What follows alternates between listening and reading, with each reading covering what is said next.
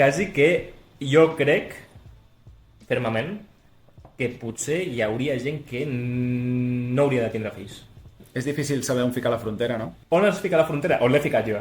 Tinc una llista que és una frontera que te la llegeixo ara mateix. Primer grup de persones que no han de que jo crec que no haurien de tindre fills. El grup de fans del senyor alemany del bigoti semblant a Charles Chaplin perquè solen ser uns indesitjables. Vale, has fet servir eufemismes gratuïtament, no? M'agrada, ok.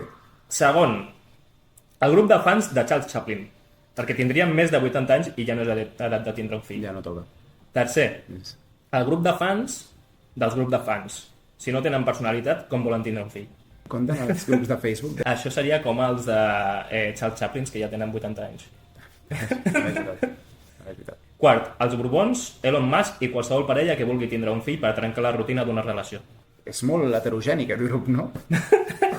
Un calaix de sastre aquí, no? Elon Musk, els Borbons... Tot. Els que el nom acabin